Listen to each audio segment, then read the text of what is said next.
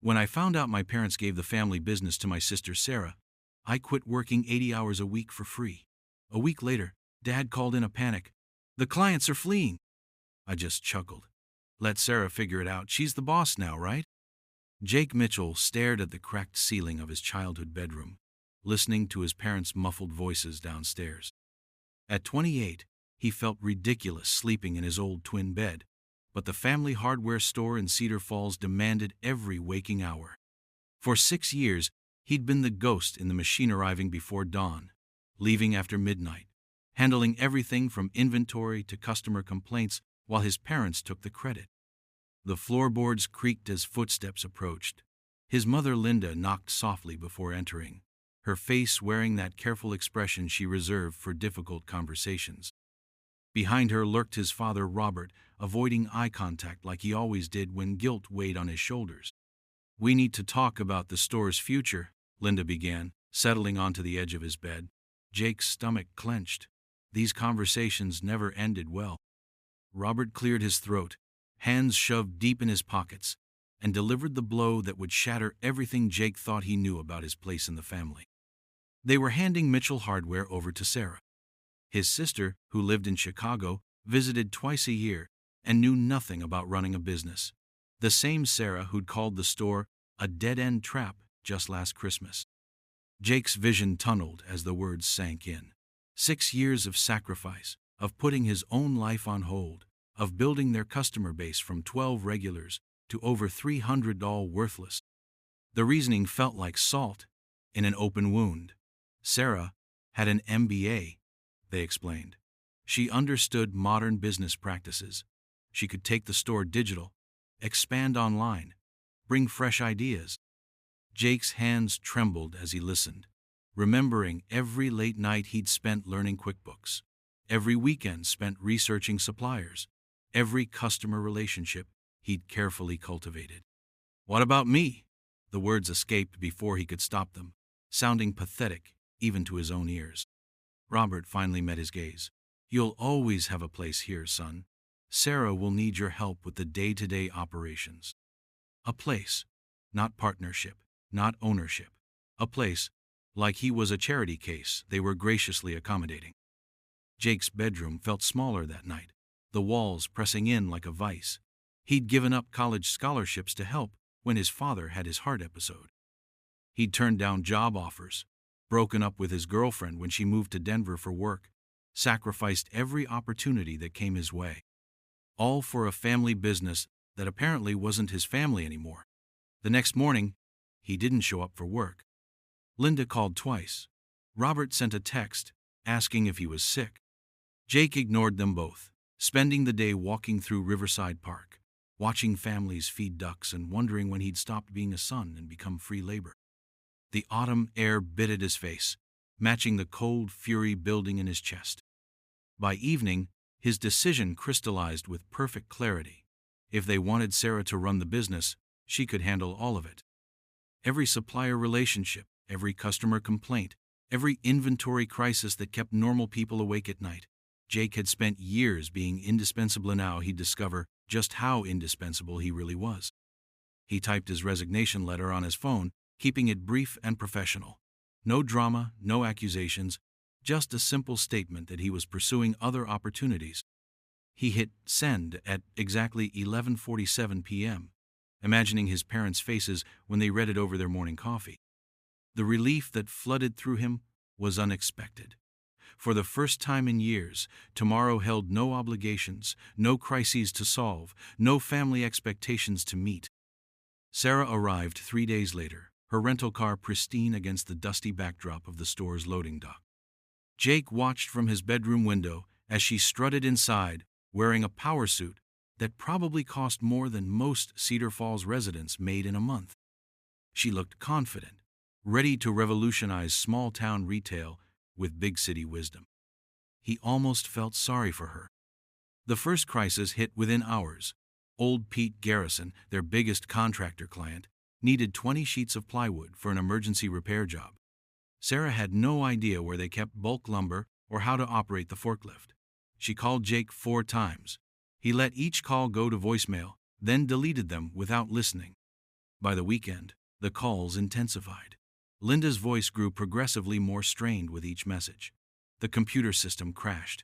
A shipment of paint arrived damaged. 3 customers complained about incorrect orders. Sarah, apparently, was learning the ropes, but the ropes were turning into nooses. Jake spent Saturday at the Cedar Falls Library, updating his resume and researching job opportunities in Des Moines. His phone buzzed constantly, a symphony of panic from the hardware store. He'd forgotten how peaceful silence could be.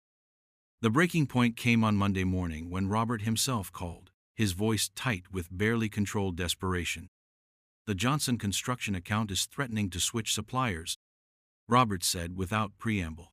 "Sarah can't find their custom order specifications, and they need materials for a project starting tomorrow. You know their requirements better than anyone." Jake leaned back in the library chair, savoring the moment. 6 years of being taken for granted, and now suddenly he was essential again. The irony tasted sweeter than he'd expected. "I'm sure Sarah can figure it out," he replied calmly. "She has an MBA, right? She understands modern business practices." The silence stretched long enough for Jake to hear his father's labored breathing. When Robert spoke again, his voice cracked slightly. "Son, we need your help." "You needed my help for 6 years, Jake said, surprised by how steady his own voice sounded. "You just never needed me to own anything." He hung up before Robert could respond, but the satisfaction felt hollow. This wasn't just about business anymore, it was about family, about belonging, about the fundamental question of worth. Jake had proven his point, but proving points to family members felt different than he'd imagined. The afternoon brought news through the Cedar Falls Gossip Network that Sarah had accidentally ordered 500 gallons of interior paint instead of exterior. The mistake would cost thousands to fix and delay 3 major projects. Jake's phone remained mercifully silent, though he suspected his parents were huddling in crisis mode. Tuesday morning dawned gray and cold, matching Jake's mood as reality set in. He'd made his point, perhaps too well. The store that had consumed his life was crumbling, taking his parents' retirement dreams with it. Sarah's MBA couldn't replace 6 years of institutional knowledge, and Jake's absence was creating a cascade of failures that threatened everything the Mitchell family had built. His mother appeared at his bedroom door around noon, looking older than he'd ever seen her. Her usually perfect hair hung limp, and dark circles shadowed her eyes. She didn't speak for a long moment, just stood there holding a cup of coffee that had probably gone cold hours ago. "The Hendersons canceled their kitchen renovation order," she said finally. "That's $8,000 we can't afford to lose." Jake felt something crack inside his chest, but he kept his expression neutral. "Sarah will figure it out. She's got fresh ideas, right?" Linda's composure finally broke. Tears spilled down her cheeks as she sank into his desk chair, suddenly looking every one of her 59 years. "We were wrong," she whispered, "about everything. About Sarah, about you, about what the business needed."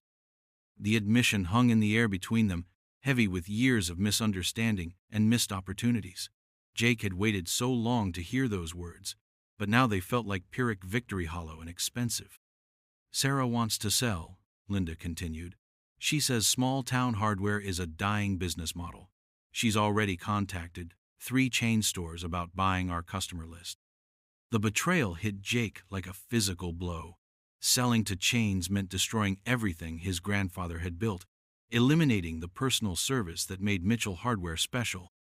It meant unemployment for their 4 part-time employees, all of whom had families depending on their paychecks. "And Dad?" Jake asked, though he dreaded the answer. "He won't fight her. He's too proud to admit this was a mistake, and too tired to start over." Linda wiped her eyes with a tissue that had seen better days. "The stress is killing him, Jake. Literally. His blood pressure is through the roof." Jake stared out his window at the store across the street. Customers still trickled in and out, but their body language screamed frustration. Word traveled fast in a town of 8,000 people, and Mitchell Hardware's reputation was hemorrhaging as quickly as their customer base. That evening, Jake walked through downtown Cedar Falls as the streetlights flickered on. The town was changing, like small towns everywhere, fighting to maintain identity against the pull of chain stores and online shopping. Mitchell Hardware had been an anchor, a place where people came not just for supplies but for advice, for connection, for the kind of service that couldn't be automated or digitized. Now it was dying, and Jake was letting it happen out of spite. He found himself standing outside the store at closing time, watching Sarah struggle with the ancient cash register. Even through the window, her frustration was palpable. She'd been set up to fail, just as surely as Jake had been set up to succeed, and neither of them had chosen their roles in this family drama. Jake's phone buzzed with a text from his old girlfriend in Denver. Saw a job posting that's perfect for you. Project manager for a construction supply company. Want me to send your resume? The escape route gleamed before him, clean and simple. He could leave Cedar Falls, start fresh somewhere that didn't hold 6 years of resentment and broken promises. His parents would survive somehow. Sarah would sell to whoever offered the best price. The town would adapt, the way small towns always did. But as he stared at the store, watching Sarah lock up with shaking hands, Jake realized something had shifted. This wasn't about revenge anymore, or even about justice. It was about choosing what kind of person he wanted to be when the dust settled. The next morning, Jake walked across the street for the first time in over a week.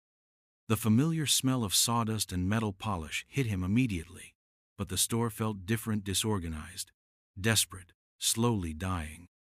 Sarah looked up from a pile of invoices, her polished facade cracked beyond repair. "I don't know what I'm doing," she said without preamble, her voice small and defeated. "I thought I could learn it, but there's so much. Every customer knows more than I do. Every supplier treats me like an amateur." Jake nodded, understanding flooding through him. "Dad never taught you the business because he never thought you'd need to know it. Just like he never gave me ownership because he never thought I'd leave." They stood in the awkward silence of shared recognition, two siblings caught in their parents' miscalculations. "I don't want to sell," Sarah admitted, "but I can't run this place. And Mom and Dad won't admit they made a mistake.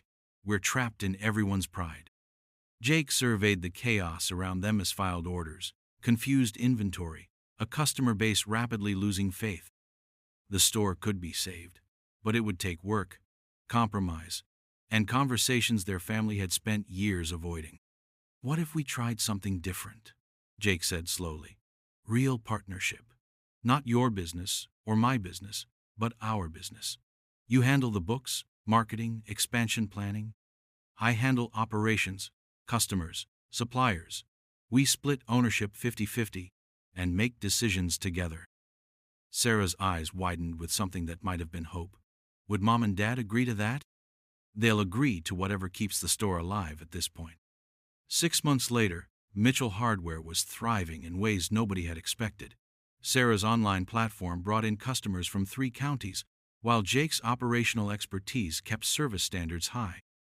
They'd hired 2 additional employees and expanded into tool rental services. The family dinners were still awkward sometimes, weighted with unspoken apologies and careful politeness. But the business was theirs now, built on mutual respect rather than parental favoritism or inherited obligation. Jake stood in the store at closing time, watching Sarah update their social media accounts while he balanced the register. They'd found something neither had expected: not just a successful business partnership, but a relationship based on choice rather than family accident.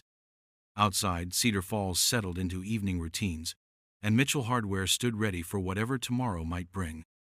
3 years later, Jake stood on the porch of his new house, watching a Mitchell Hardware truck unload materials for another client.